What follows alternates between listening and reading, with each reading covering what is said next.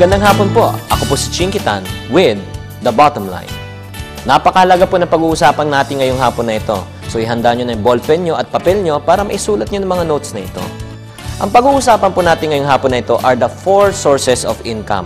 4 na pamamaraan kung paano tayo kumita ng pera. Ito po ay hango sa libro na sinulat po ni Robert Kiyosaki na tinatawag po nating Cash Flow Quadrant. At siya rin po ang author ng librong Rich Dad and Poor Dad. So number 1, source of quadrant or source of income ay tinatawag nating E. E stands for employment. Tayo po empleyado. We work 9 to 5 and then we get a salary a 15 at a 30. Ano kagandahan ng employment? Fix po ang income. Ano naman po ang disadvantages ng employment? Number 1, you have limited time, no? Fix ang time mo, no? And then aside from that, fix din ang ating income. Ang problema, ang gastusin naman natin, hindi naman fix. So may mga iba nagkakaproblema to make both ends meet. So let's go to the second source of income or second quadrant na tinatawag po natin na SE. SE stands for self-employment.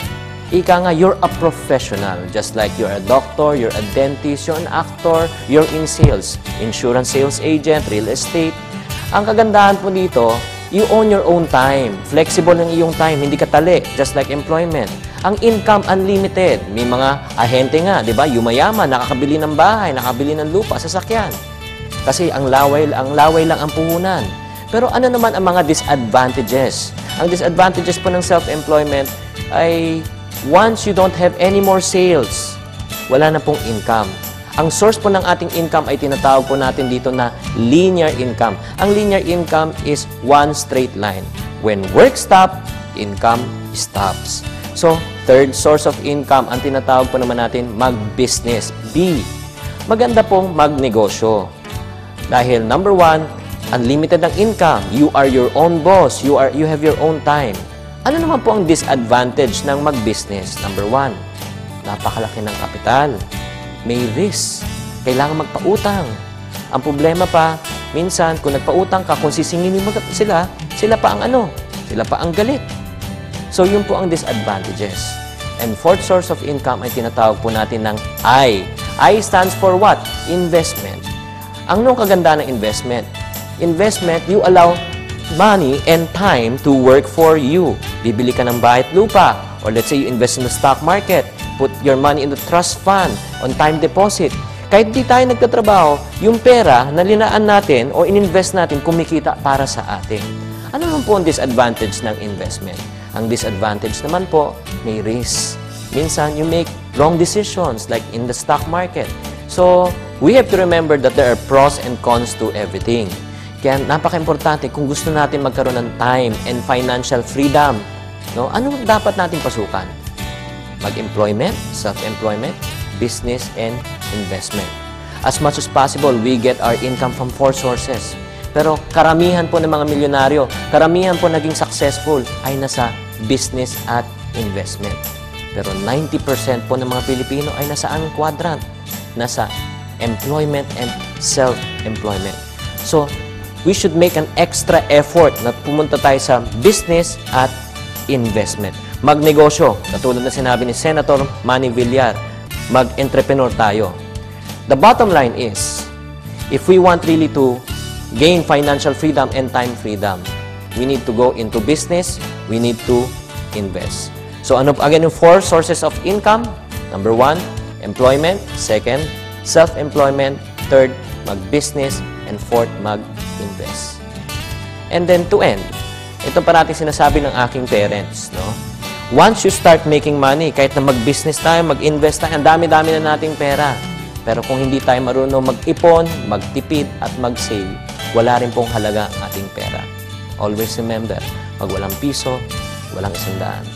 Pag walang 100, walang 1,000. Pag walang 1,000, walang 100,000. At pag walang 100,000, wala ring milyon. Ito po si Chinkitan. Maraming salamat po. At susunod na linggo, pag-uusapan po naman natin yung ways to increase our cash flow. Paano po madagdagan ang ating cash flow, yung pagpasok ng ating pera. Abangan niyo po sa susunod na linggo. Maraming salamat po. Chinkitan, The Bottom Line.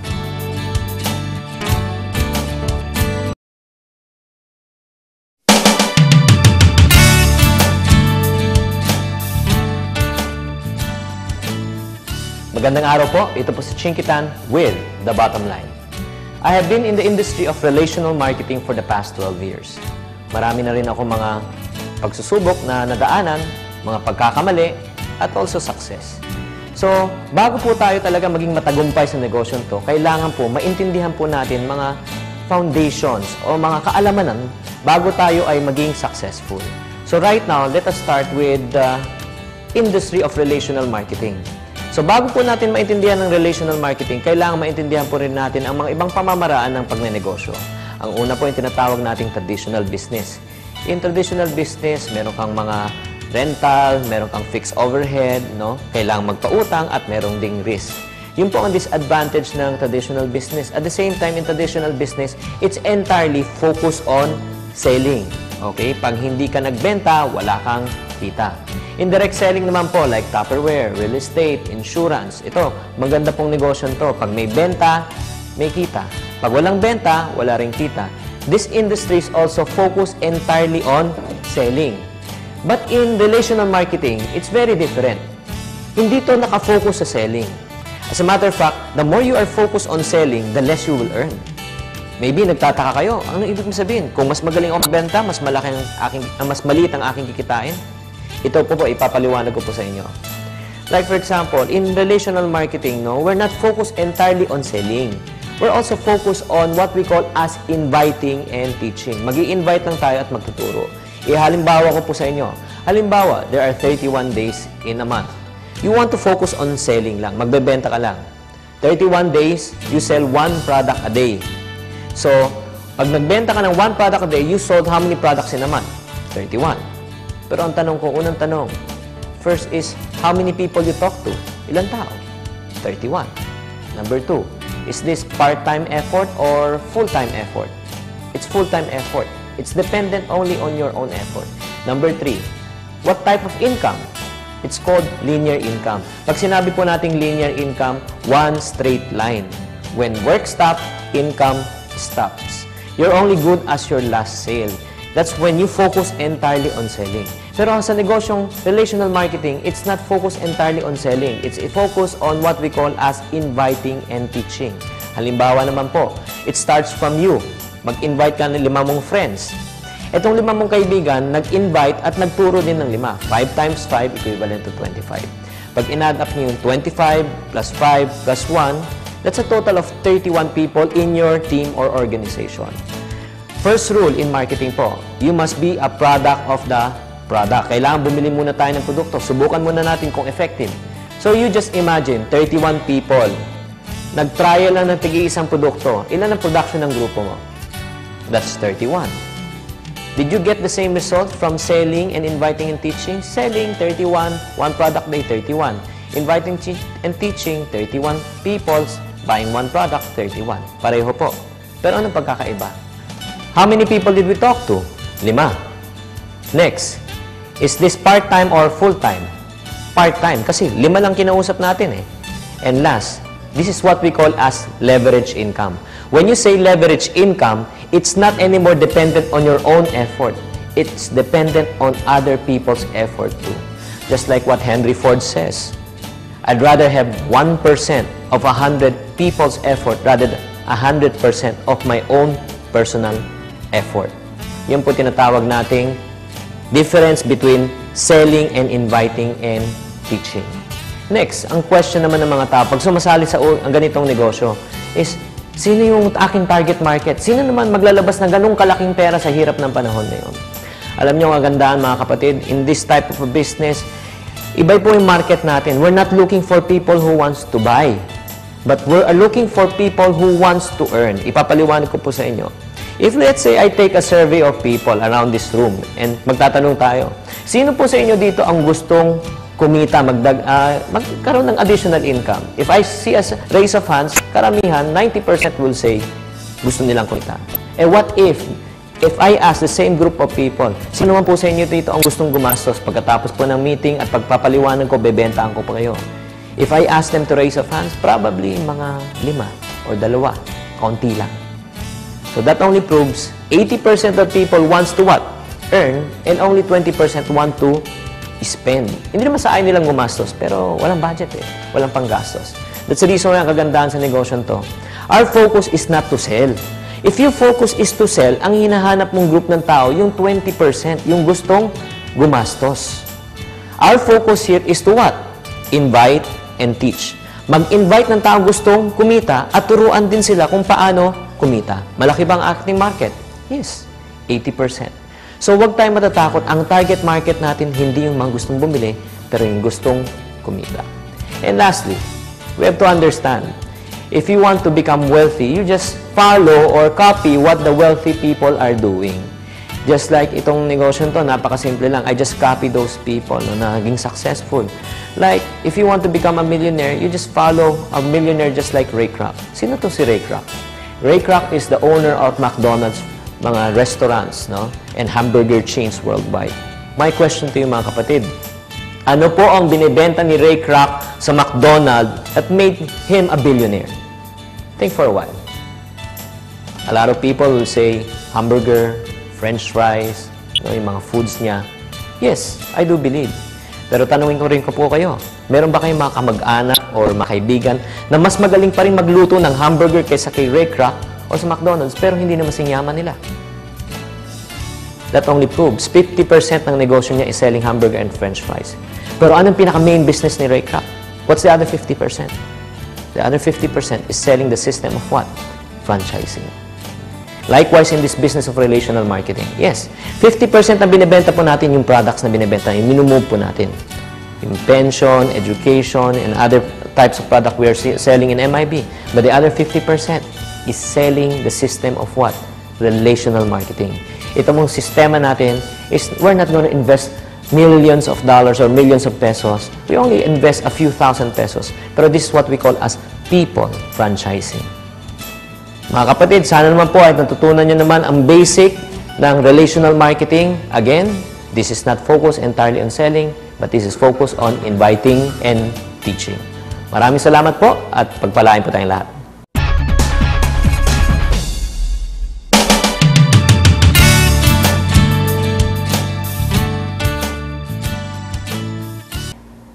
Marami nagsasabi, para tayo maging matagumpay sa ating buhay, kailangan lang ay maging masipag at matyaga. Yes, tama po yun. Pero kailangan din po natin maintindihan na kailangan maging matalino rin tayo. We need to work smart sa panahon ngayon. Kung ikukumpara mo sa isang Metro Aid na nagwawalis ng kalsada compared to a bank president, sa palagay nyo, sino po ang mas masipag at mas matyaga at mas mahirap pong trabaho? Definitely yung Metro Aid. Pero sino po ang mas pinapasweldohan na malaki? Definitely you, bank president. So, ganun din po sa negosyo. Nowadays, we need to understand the word called leveraging. If you want to become wealthy, kung gusto po nating yumaman, dalawa po ang bagay na kailangan nating i-leverage. Una, time. Pangalawa, money. Oras at pera. Just like Henry C. He has only 8 hours to work every single day. So, ano pong ginawa niya? Siya po ay nag-employ ng 1,000 employees working 8 hours for him every single day. So, 1,000 employees times 8 hours, a total of 8,000 hours working for Henry C. every single day. Anong tawag po natin doon? Ang tawag po natin doon ay time leveraging. Ginagamit ni Mr. C ang oras ng ibang tao para siya ay makinabang. Number 2, kung gusto mo po natin gamitin ang money leveraging principle, you have 35 million pesos in the bank. Ilagay mo sa time deposit. It gives you an annual income of 10% interest per annum. More or less, kikita po tayo ng 3.5 million pesos every single year na walang ginagawa. Yan po naman po ang tinatawag nating money leveraging. You allow money, o pera, ang nagtatrabaho para sa iyo. If you have this combination, yung tinatawag natin time and money leveraging, ay yayaman talaga tayo. Ano naman po ang relation yan sa relational marketing? Sa relational marketing, we also work on the same business model. Halimbawa, it starts from you. Nag-invite ka ng 5 tao. Yung 5 times 5 will become 25. 25 times 5 will become 125 times 5, 625. Pag tinotal mo po lahat yan, that's a total of 781 people in your entire team or organization. So, 781 people times 8 hours part-time, more or less, that's around 50 plus thousand hours working for you every single week. Kasi lahat ng mga effort ng mga tao, yung mga oras ng tao, papasok yan sa'yo eh. Ang question, makikinabang ba tayo sa relational marketing? The answer is yes. Yan po naman ang tinatawag nating time leveraging. Let's say naman, the same group of people, 781 people, mag-invest po sila ng 10,000 pesos each sa negosyo. 781 people times 10,000 pesos, that's around 7.8 million pesos in terms of your total group sales. In relational marketing, you get a certain profit. Meron tayong porsyento sa buong group. Let's say, bigyan tayo ng kumpanya ng 10%. Ano naman po ang 10% ng 7.8 million? 10% of 7.8 million is 780,000. Question mga kapatid, sino po naglabas ng 7.8 million? Kayo? O lahat tayo naglabas ng tigta 10,000, group natin naging 7.8 million.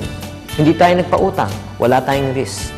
But the difference is, you get a certain percentage sa buong group. Imagine nyo po, 10,000 ang linabas mo, ang bumalik sa atin is how much? 780,000 pesos. Yan naman po tinatawag nating money leveraging. Let me ask you right now, if you have these two things working for you, time and money leveraging, will you become rich just like Henry C? Yes. So that's the reason why mga kapatid, there's a lot of wrong perception, especially when you talk to traditional business people. Pag kinausap mo sila, o mag-i-invest ka ng 10,000, pwede kang maging milyonaryo dito, hindi sila maniniwala. Pero pag pinaliwanag po natin tong time and money leveraging, I'm sure maiintindihan po ninyo ang negosyong relational marketing.